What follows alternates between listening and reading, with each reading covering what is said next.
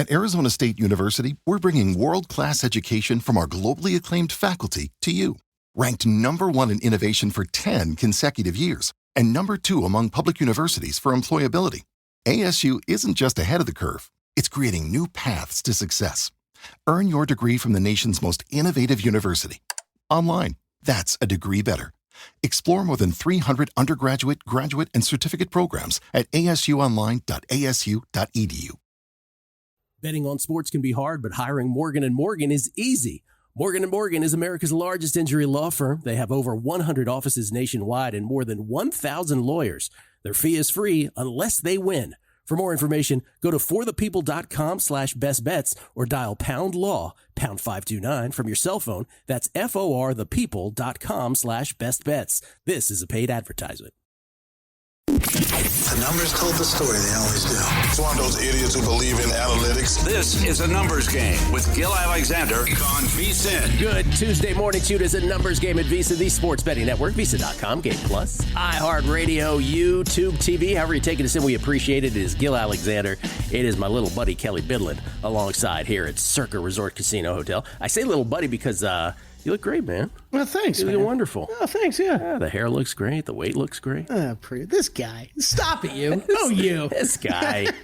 On the show today, Drew Dinsick from, of course, Whale Capper on Twitter, but, of course, the Deep Dive and Bet the Edge podcast at NBC Sports will join us to talk NBA Cup. Do you have Emirates NBA Cup fever? As of 2 days ago, yes. As of 2 days ago. Yeah. I started sinking my teeth into it. I got bets. Let's go. There are group bets. There are bets for the whole thing. Remember, Kelley, the Lakers are the reigning Cup champs. That's right. And I believe they have a banner to show for it in the rafters. I believe they do as well. I'm excited for it, man. It was great last year. The helps break up the regular season a little bit. Like I don't think anybody's going to get overly excited. If it's like last year, nobody's going to get overly excited about it these first couple weeks. But as you get close to the end of the groups and then out here to Vegas and everything, it was really cool last year. The Vegas part was cool when it got to the semis and the finals. We'll go through the whole format. It all counts in the standings except for the final game, but it's a group stage that begins tonight. It's Tuesdays and Fridays from now through the final in December. We'll get to the format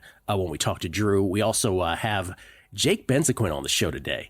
Jake is not only the co-founder of Profit X, but he's also responsible for one of the remaining 105 entries in Circa Survivor, each with a intrinsic value of over $135,000 now. Jake was already tweeting about it this morning when we tweeted that he was on the schedule. He goes, tune in to find out how I'm going to mess this up. So we're looking forward to talking to Jake a little later on the show. Will Hill with all his bets. Peter Futak. Could this be true?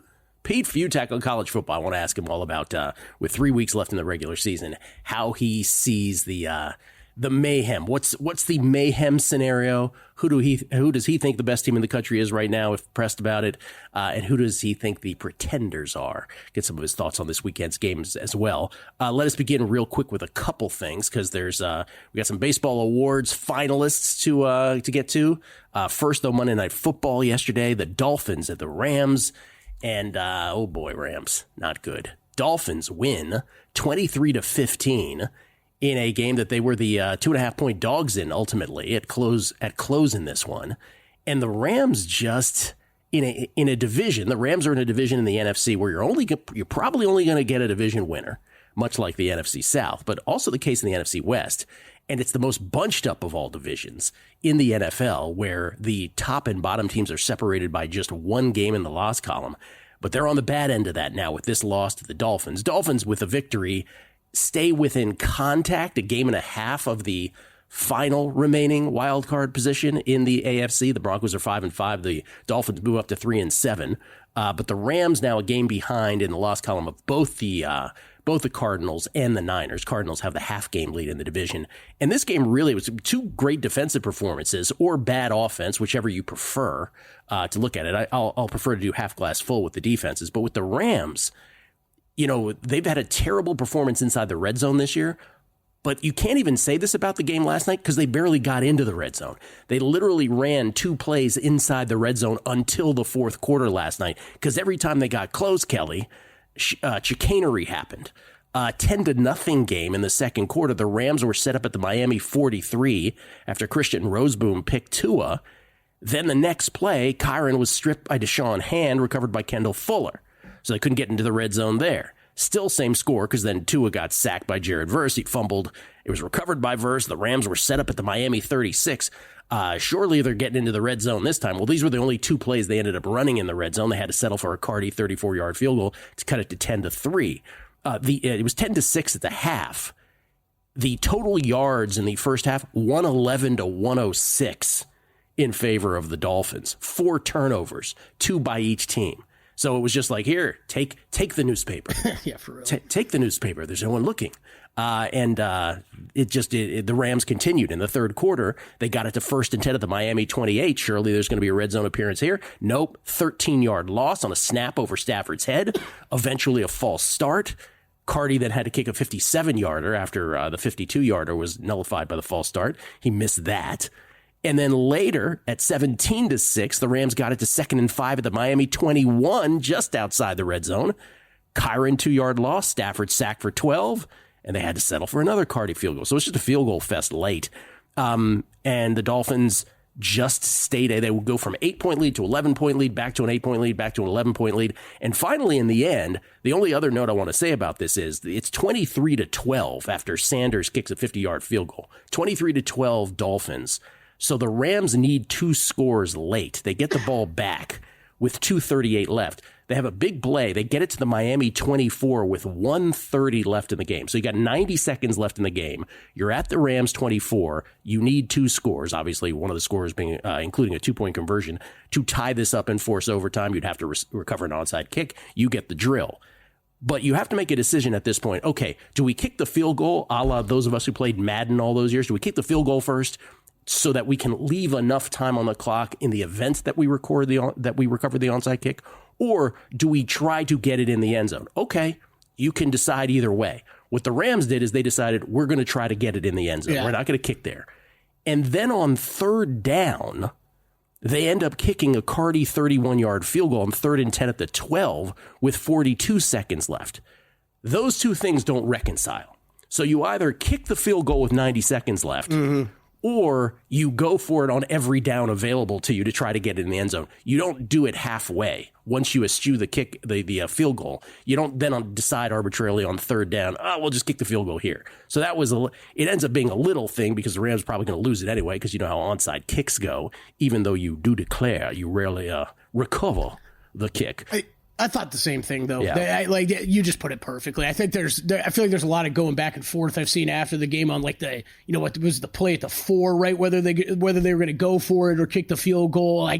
Some of those are a little bit more coin flippy to me. I don't care as much, but that sequence completely agree with. Yeah, like I said, it's under the radar. There, nobody's going to remember it. Nobody's going to remember it. It's a bad loss for the Rams, but there really isn't much else to say about this football game because it was it was what it was. The kids say. And, I just thought some of those at the end were just kind of odd from McVay. I thought odd calls, especially when you're like you said, the offense hadn't been able to get going all night long as far as getting points, and you're kind of trusting that they are settling for some of these field goals. I don't know.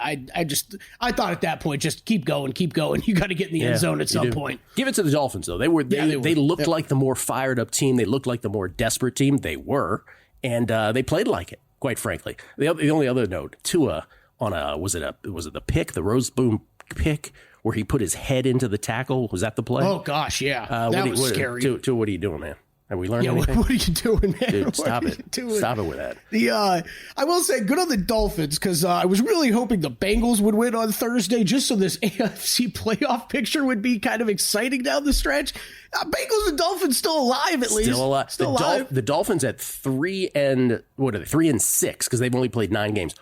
1.5 games behind the Broncos for the final playoff spot in the AFC. About the Major League Baseball awards, listen, we still have 6 days to wait before the awards that you are interested in actually get announced. So not only do we have to wait till November 18th for these to begin, but they also are going to do it against Monday Night Football, another genius stroke by Major League Baseball. I do not know why. We joke about this all the time. We're not the only ones, justifiably so.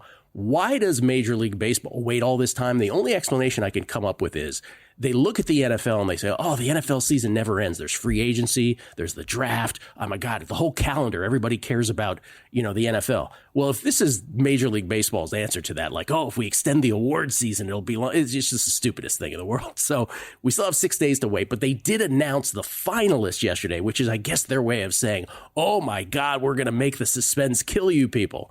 Yeah, that's not really the case either. American League MVP, no surprises here. The 3 finalists are Aaron Judge, Juan Soto, and Bobby Witt. One guess who's winning that. They're going to announce, and it's going to be like a 2-hour show, right? And they're going to be like, and now Matilda Judge is going to give out the award. That's not her name. I don't know. NL MVP. Shohei, Lindor, and Marte, Ketel Marte from the Arizona Diamondbacks, who I know our buddy Michael Montesano had some good Ketel Marte. He was a hot selection back in like May, June, if I remember. For a minute and a half.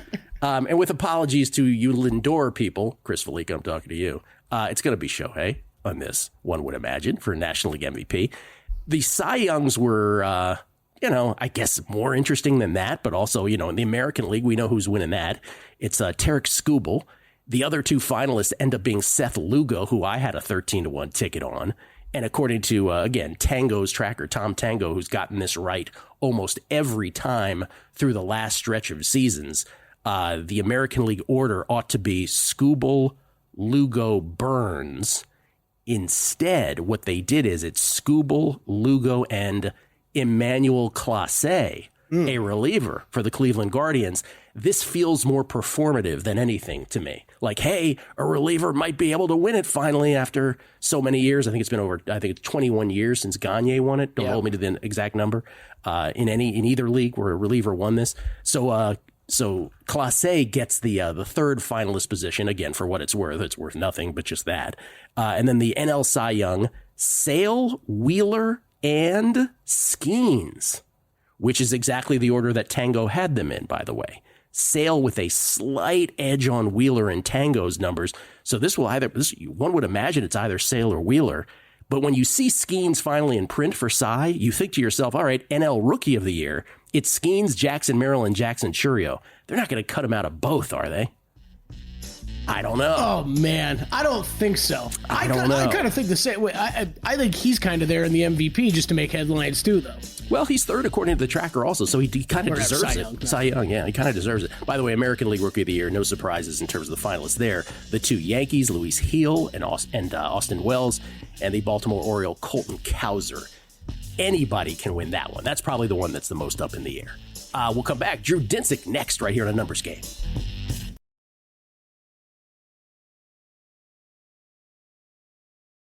A Numbers Game on VSiN, the Sports Betting Network. With so many sports in action, there's no better time to put the VSiN experts to work for you. Become a VSiN Pro subscriber today. Get instant access to our daily best bets, 19 hours of live programming, power, strength, and better ratings, plus our exclusive betting splits. Start your VSiN Pro subscription today for as little as $9.99.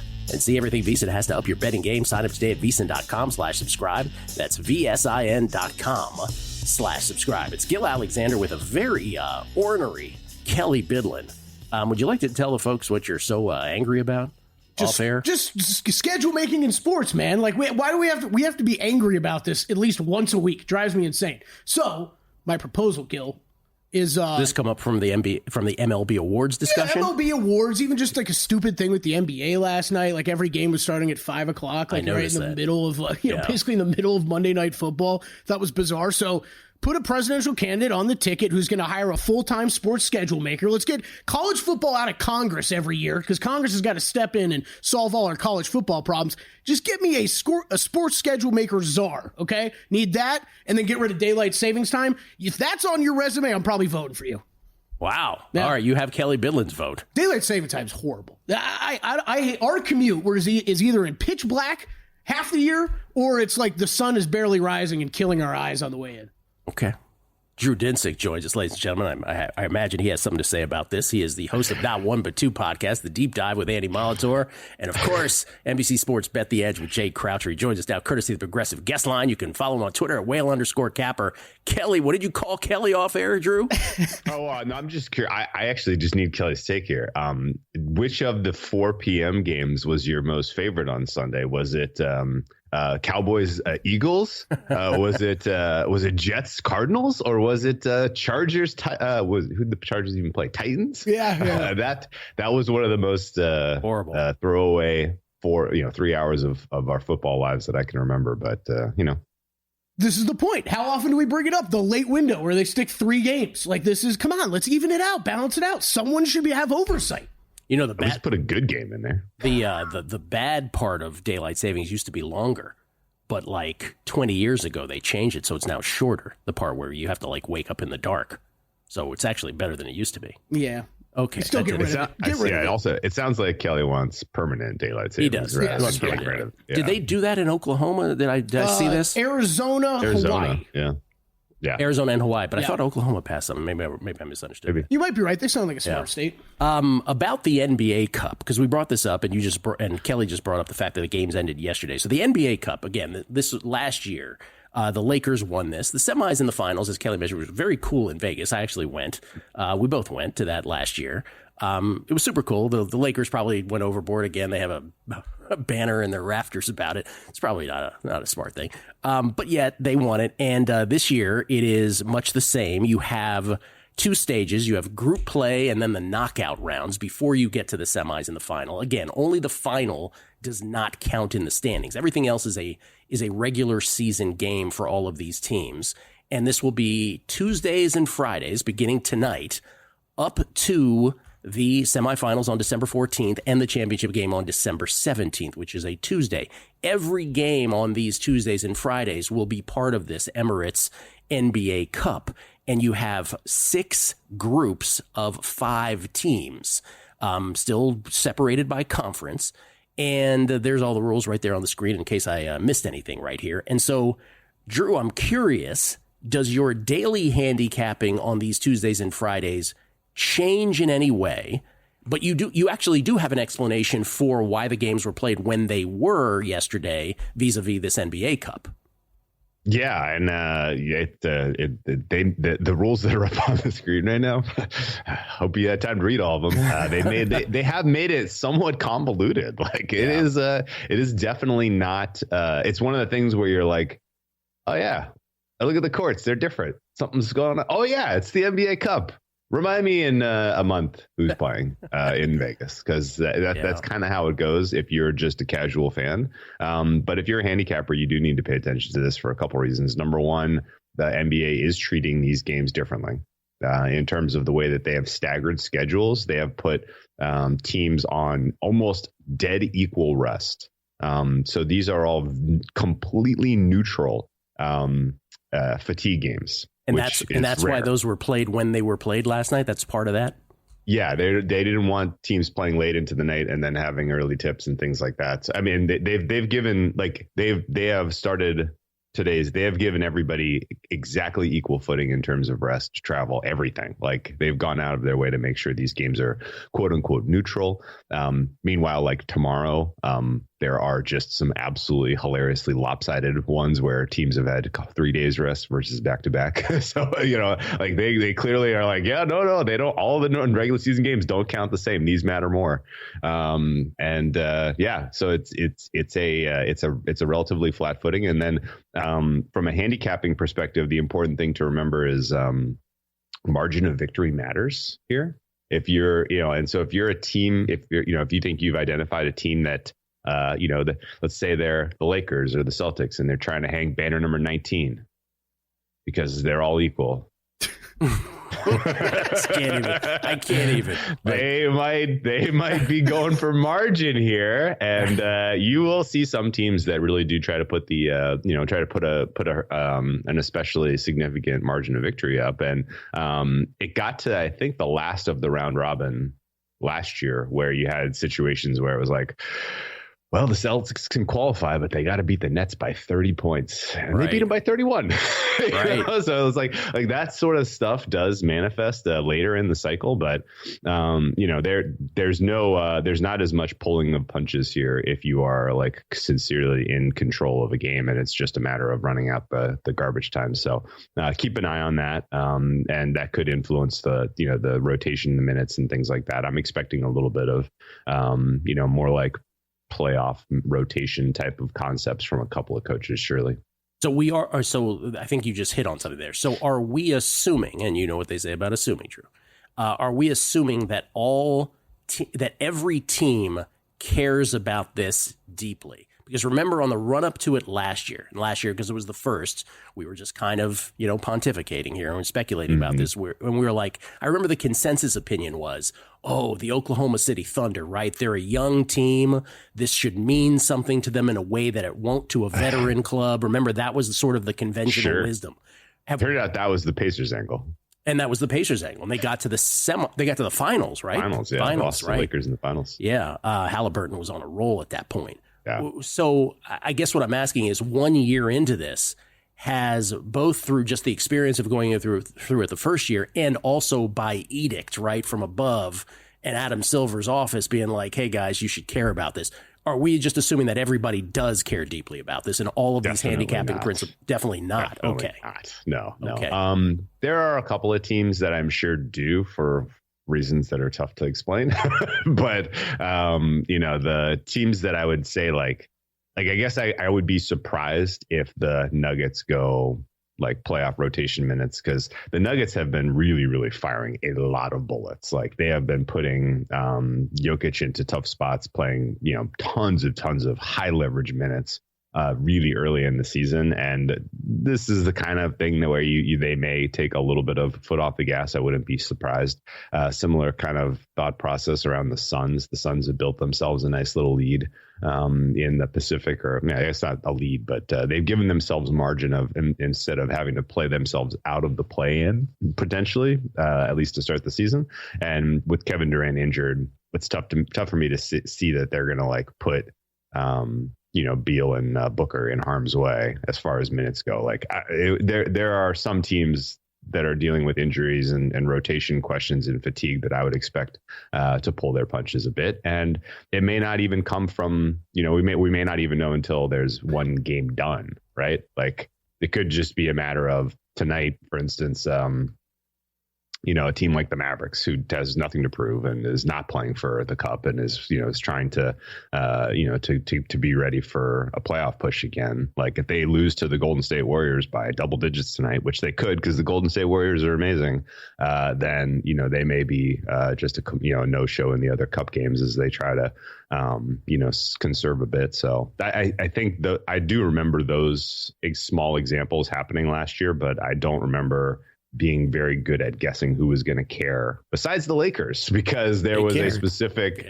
there was like a little bit of a buzz that the NBA thought that if they could get buy-in from LeBron, then that could trickle into buy-in to all the other superstars. And so there was some unspoken incentive in it for LeBron to really try hard in the NBA Cup last year. And it was obvious. Did you bet any groups or did you bet the whole thing? No, I have no action whatsoever in the cup. And I think most of the fun angles, again, are going to come in the final round of the round robin as you're trying to figure out which teams are actually motivated to do something that's different than what a neutral number would imply. And you stayed away from all individual games tonight? Tonight, I was on the market except for half a point here and there everywhere, so I have no action. Okay. All right. Still worthwhile to go through the explanation, try to give people some NBA Cup fever. Kelley has some plays a little later on. Emirates NBA Cup fever, Drew. We'll get Drew's thoughts on Week 10 and what he has played in Week 11 in the NFL. That's on the other side, right here on A Numbers Game at VSiN, the Sports Betting Network.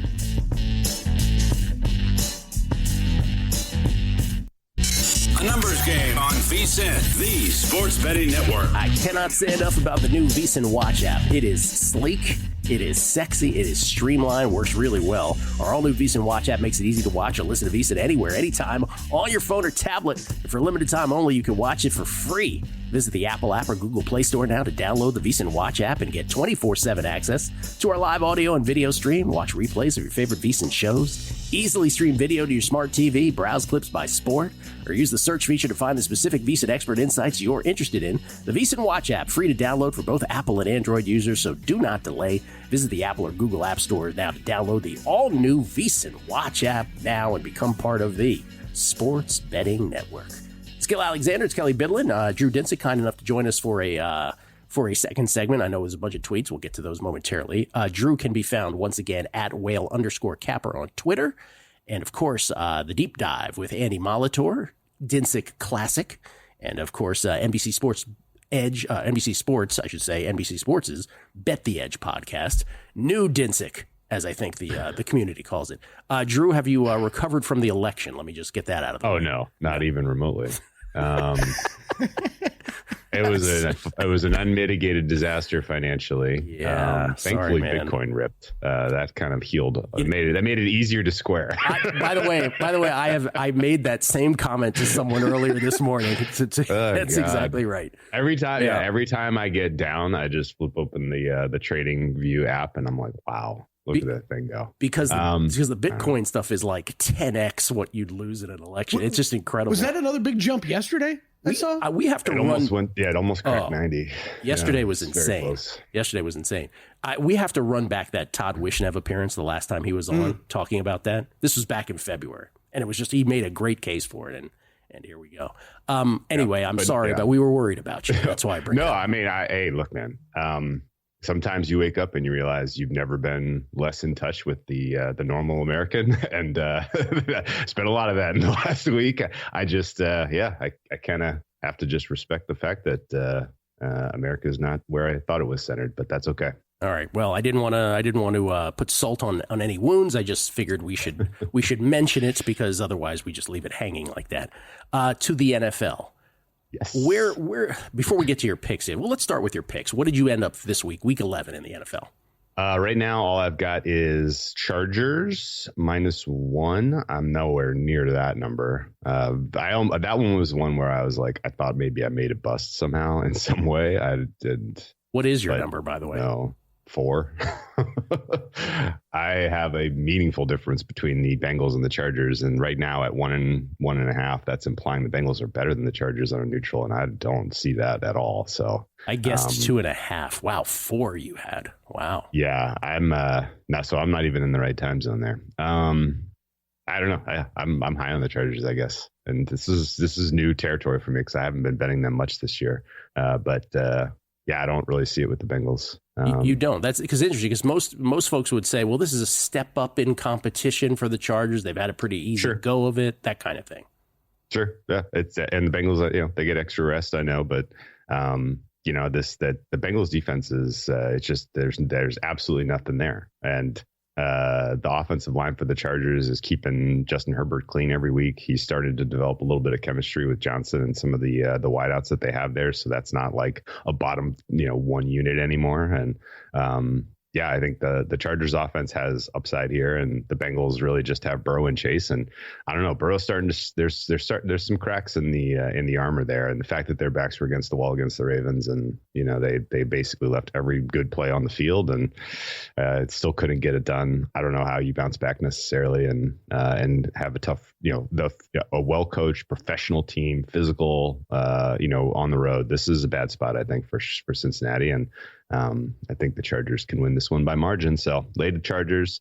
I took the points with the Seahawks. That I obviously respect the Niners. I like that they're kind of getting healthy at the right time of the year, but I was closer to 4.5 than I was 6.5 here. So I think Seattle is a good bet coming off the bye. I have been staring at the number for the Steelers as I am hoping for a 3.5 there, but I haven't played it yet. I have been staring at the number for the Bears. I just don't know if I have the intestinal fortitude to back what's going on in Chicago right now. Yeah. I think laying the points with the Rams makes sense. That's going to stink after how poorly they performed on Monday Night Football. And then I'm going to end up probably laying it with the Eagles. I think it's better to lay a cheap 3.5 than it is right now to pay an expensive 3, because I think if anything, the commies their inexperience on a short week in preparation. And also, sorry to tell you this in particular, because I know you love the commies, but there's rephrase that, by the way. But yes, go ahead. There's yeah. There's whiffs of a lot of, like, we saw their best. We got Dan Quinn, who's never really been able to, I don't know, put away a successful start. We have a rookie who could be hitting the rookie wall. We have Cliff Kingsbury, who gets solved every single year. We brought that up. There's the offensive line. Every single guy's on the injury report now every week. I think I've been pretty realistic about them, which is I've said all along, as excited as I am about them, this is kind of their level, right? Like they're maybe they'll get to the playoffs, maybe they'd win a game, but that's it, right? Like and even that would be a remarkably wonderful season for a team that won 4 games last year, right? You're absolutely right. Went from the outhouse to the, what is it? From the outhouse to the White House, the penthouse. Thank you very much. I was about to say the White House, the penthouse in terms of their quarterback position. Obviously the coaching staff changed, ownership changed. So you can't be upset with that. But So I don't think that I would view it exactly how you are, but I get what you're saying, because I think they've always been here from the beginning. Part of my coloring is also, like, if you just defend that Mike Williams touchdown at the end of the Steelers game and you win, then all of a sudden now you're, like, still live for the 2 seed. Or if you get the first down, right, with Zach Ertz. First down, maybe you kick a field goal. One more yard with Zach Ertz, you could potentially kick a field goal and win. Live for the 2 seed feels much better than where you are now, which is holding on for dear life to the 6 seed. Yeah. I still think they get there, but it's the whole thing is so, we're just over the halfway mark, I guess, of the NFL season.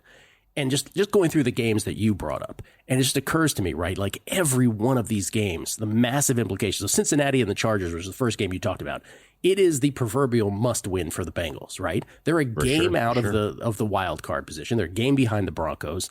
That's a huge game for them, not as big of a game for the Chargers. The Chargers can afford to lose, obviously, unless the Chargers had sights on the division.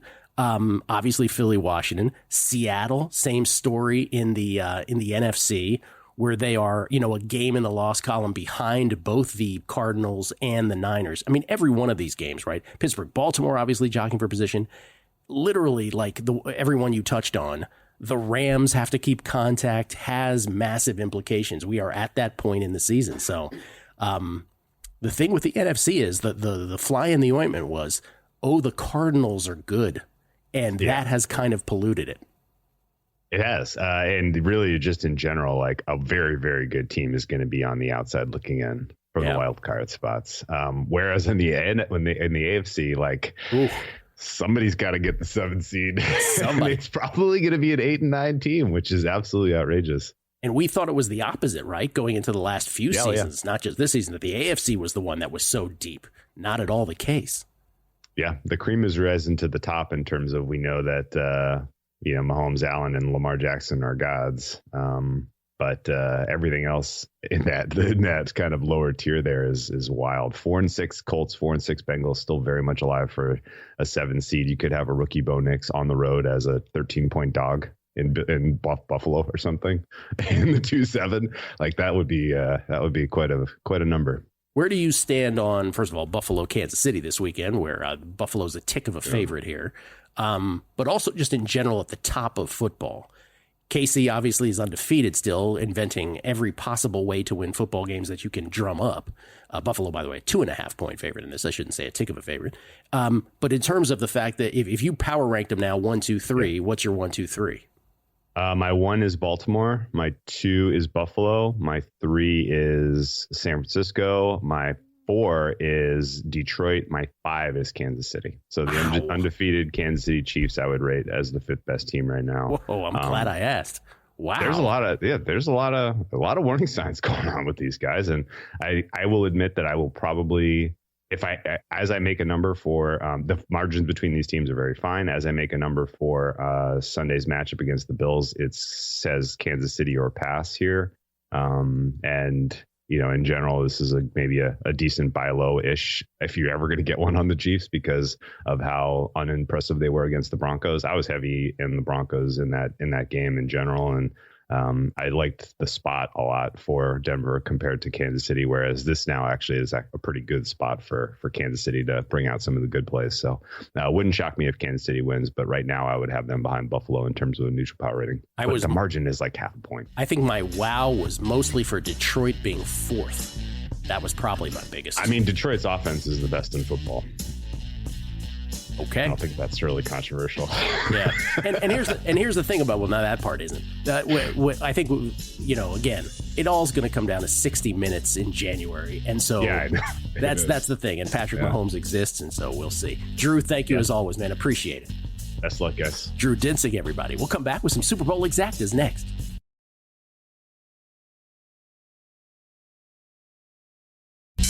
A numbers game on VSiN, the sports betting network. Are you the type of player who's looking to get down $10,000 or more on an NFL line at the best price in the market? Or perhaps you're looking to get your in-game play instantly accepted? Introducing Sport Trade. The app's going to change sports betting forever. Minus 104 lines instead of the typical minus 110. Instant in-game betting and a concierge player service. Sport Trade. Perfect for those who want a premium betting experience. Sport Trade live in New Jersey, Colorado, Iowa, Arizona, and now Virginia.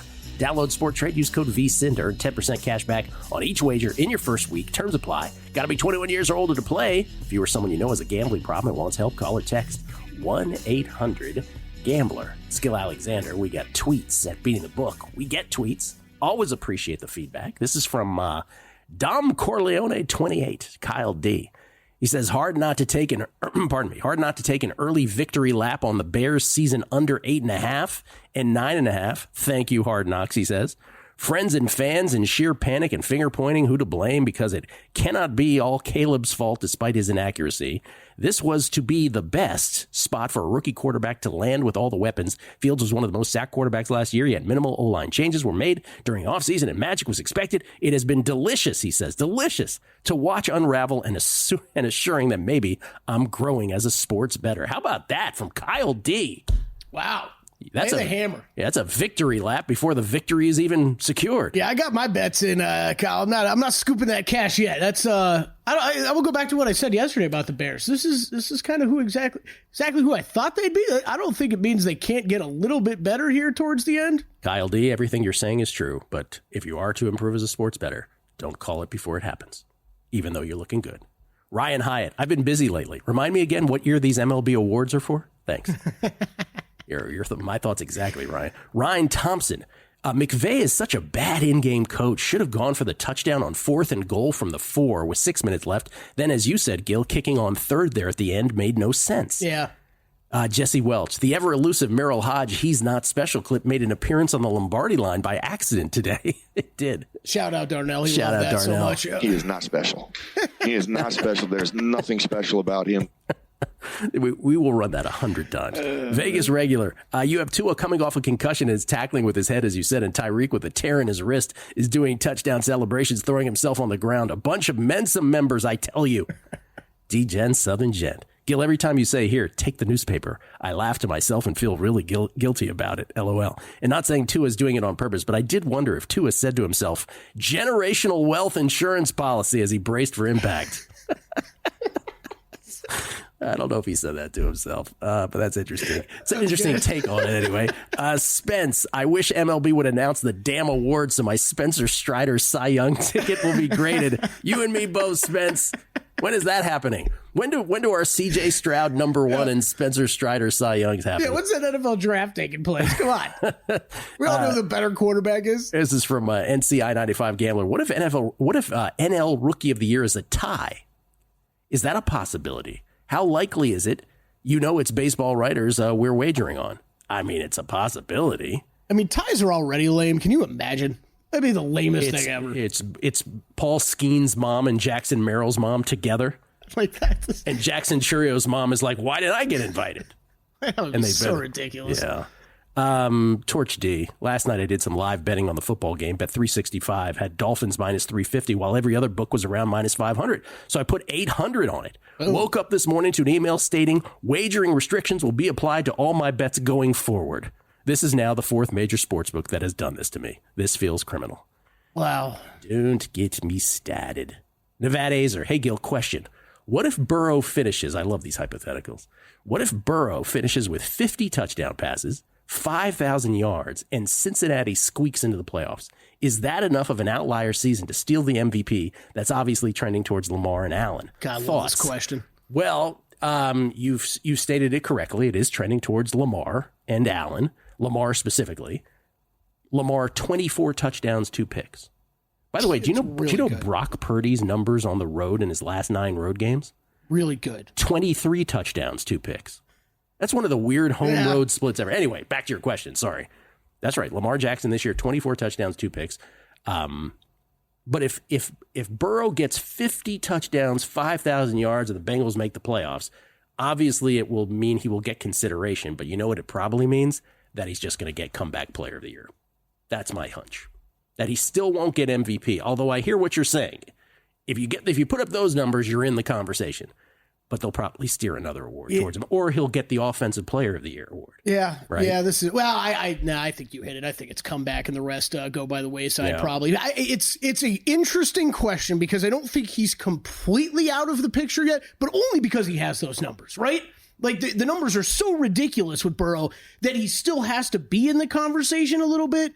But, man, it's outside looking in for sure. What Lamar Jackson's done, and then Josh Allen, I think, is the clear number 2 right now. What they've done and what I think they'll continue to do is probably going to be so hard to upset. And it's part of your question, but they're 4-6, for God's sakes. They better start winning football games starting this week against the Chargers. I would love to see it happen, though. Like, I would love to see that, him put up ridiculous stats and be in the conversation. Numbers? Yeah. Absolutely. Brian Morianen, by the way, says, or as he told me, it's Morianen, I believe is how you pronounce it. Now I'm really messing it up. He says, for the Bears, under win total better. It's the old saying, it's not under till it's over. That's right. Listener on listener advice right there. There we go. I misspoke, by the way. I said earlier, that we were going to talk about exactas. What I meant to say was we're going to talk about Super Bowl matchups.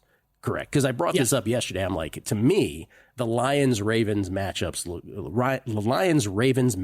looks great to me. And by the way, somebody, immediately was like, oh my God, you're going to do this again with Mahomes. You're right. See, this is the thing when we have these power rankings / Super Bowl matchups conversations, unlike baseball, unlike basketball, these are not, or unlike hockey, these are not settled in a best of 7 where, the better team, quote unquote, has a chance to manifest over multiple games. This is a one-off in the playoffs, right? It's 60 minutes of football and anything can happen. So if Patrick Mahomes does come in with his cape and beats all these teams again, no one's going to be surprised.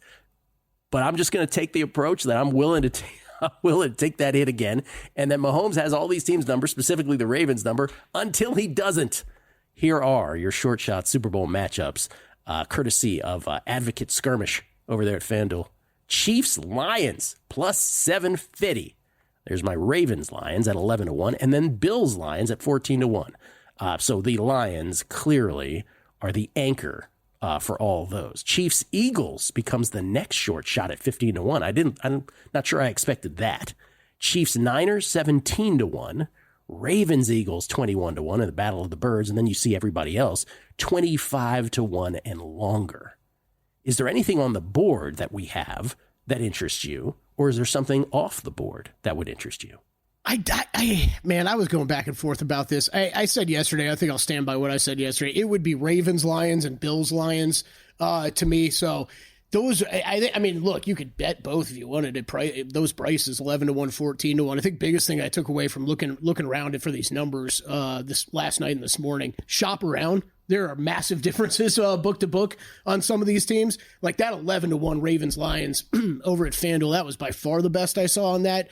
I think they were the short shot at one book that I looked at. Ravens-Lions? Yeah. So that's my biggest takeaway was it was shop around for these. But, man, I don't know. Now when we put it like this, Gill, like I got a real hard time seeing one of those top 3 AFC teams not making it, and I'll even go to the NFC. So this is the opposite of baseball, right? Right. This is the whole time we were doing the baseball ones, and I had a bunch of them. Remember, in the end, I had a bunch of World Series matchups, and at the end of every discussion, I said this is the most wide open baseball season ever that I can remember at this time of year. So I think it's incumbent that you bet some of these. And at the end, I would say, and watch, it'll be the Yankees-Dodgers of all years. It'll be Yankees-Dodgers. And it ended up being Yankees-Dodgers. The NFL is the opposite of that, where, again, it's 60 minutes to decide this. So could there be an upset here and there? Sure. Could Patrick, and the problem, that's why the Chiefs, no matter how vulnerable they look, that's all they got to do, right? Patrick Mahomes just has to do his thing in the postseason. And again, I'll say it again. Remember last year, that Christmas Day game against the Raiders? The Chiefs never looked worse. And if you had told folks watching that game at that point, hey, don't worry, they're still going to win the Super Bowl, you'd have just laughed. We forget how we felt about them then. They're not nearly in that position now, right? They're a 9-0 team. Sure, they squeak by in some of these games. So could they absolutely get there? Yes. That doesn't mean that if you're betting something else, you're just horribly wrong about something. Because I do think the best teams are the Ravens and the Lions. I really do. Yeah, and I mean, me too. But then it's, Bills, Chiefs, is there a flyer there you would take? I was just thinking, I was going to ask you, what's the longest shot one you'd take? Bills, Niners at the bottom, I would take. Okay. I was going to go with, I was going to look up what the Texans Niners was. Texans, I wouldn't, they're the only other AFC team I think could crack that top, into that top three. And Niners, like Drew said, I mean, no matter what they end the regular season, like if they get in the playoffs, don't count them out. That's the thing. I think if there's one takeaway besides the obvious ones at the top, that the Niners probably being an anchor of your longer shots is probably, I understand the justification for that. Too. Everybody's back. All of a sudden they become the Niners again, that kind of thing. So Bills, Niners, 32-1, not so bad. Will Hill on the other side. It's a numbers game.